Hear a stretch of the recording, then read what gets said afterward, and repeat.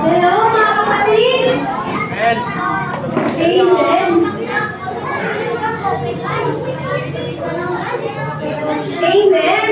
Sabi po, ang salita ng Diyos ay tunay na nakakapagbago ng buhay. Amen! Ang salita ng Diyos ay buhay. Amen!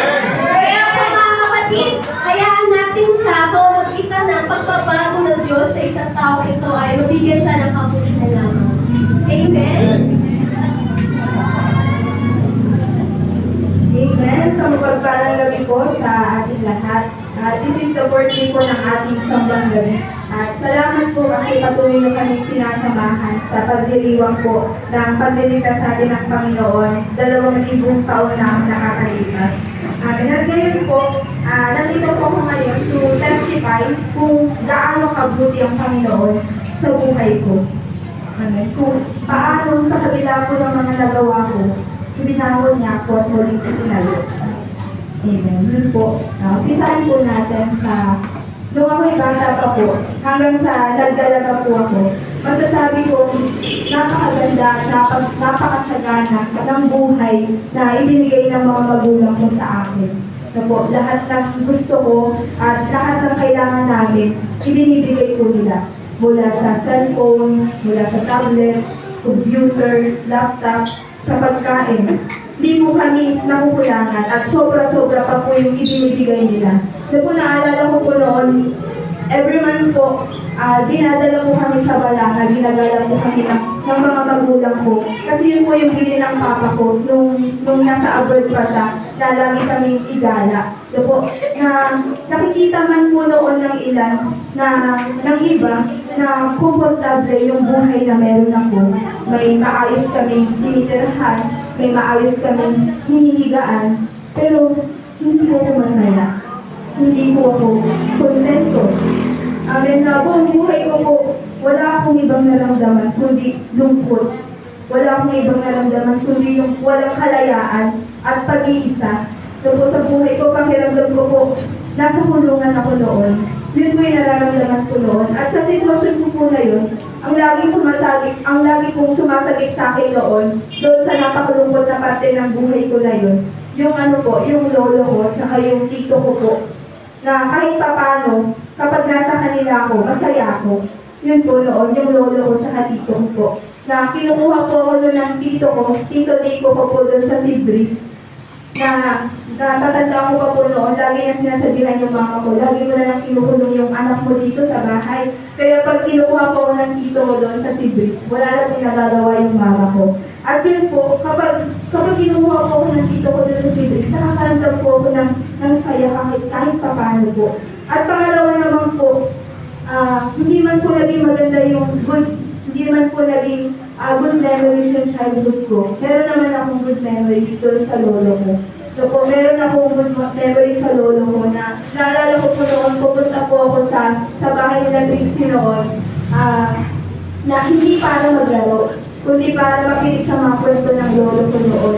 At maaaring boring magpakinggan sa mga bata na makikinig ngayon, na nakikinig sa kwento ng lolo niya kaysa maglaro. Pero tinutuloy ko po yung pinaka-masayang parte ng buhay ko.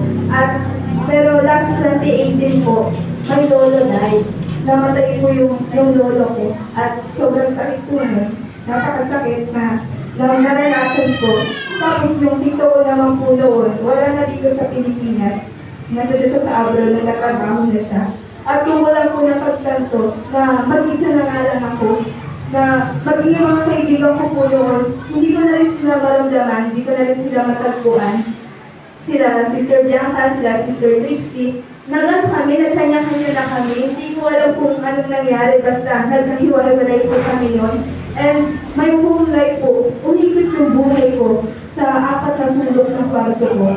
At doon po nag-umpisa lahat na marami akong nalaman, marami akong natutunan, marami akong ginawa na hindi pa dapat malaman ng ganong edad. Na kung ano yung napapanood ko, yun yung naging ako. So po, masama yung sinasalita ko, masama yung kinikilos ko, masama lahat ng ginagawa ko. At last 2021 po, nung tumama yung pandemya po sa atin, nung naramdaman na natin yung pandemya dito sa Limay po, maaaring sa iba po, pinakamasaklap yun, pinakamasakit yun. Pero sa buhay ko po, yun yung naging daan para makilala ko yung Diyos na pinaglilingkuran ko na ngayon. Na hindi ko akalain na sa simpleng curiosity ko sa isang tao, naging daan yun para mahanap ko yung matagal ko nang hinahanap. So po, curiosity po kasi po yung una, pakay ko lang po talaga dito sa simbahan para makilala ko yung isang tao. So po, para makita siya. At hindi ko po akalain na umpisa na pala po noon ng pagbubukas ng panibagong pahina ng libro ng buhay ko. Kung saan sinasabi, Curly, oras na. Oras na para malaman mo noong mga panahon na akala mo nag-iisa ka.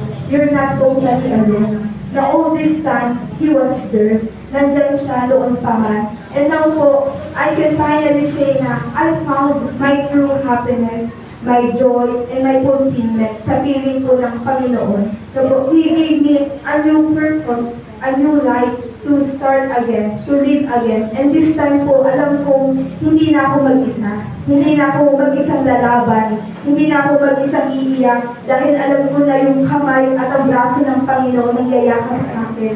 So po, when my life and people let me down. So po, sabi ko nga po, hindi man nakatulad ng dati na nakukuha ko lahat ng bagay.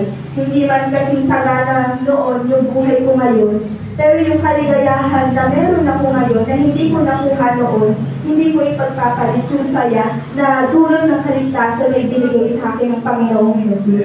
Amen. At ngayon po, magtatatlong taon na po ako na naglilingkod sa Panginoon. At in the past 2.5 years po, hindi siyempre naging madali po yun. So po, I experience a lot po, dumaan sa panghihina, sinubok ang pananampalataya. Pero nandito pa rin po ako nagpapatuloy dahil sa mayamang habag ng Panginoon. At patuloy po na binabago at babagin pa.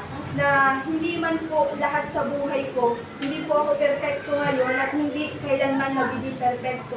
Pero may parte po sa buhay ko na binabago ng Diyos. At ngayon po malinaw na sa akin na malinaw na sa akin yung daan na dapat kong lakaran, malinaw na sa akin yung dapat kong sundan.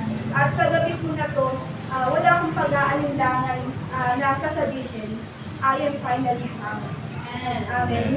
Yung tupa na nawala ay nahanap na. Yun lamang po sa umaga na to. To God be the glory.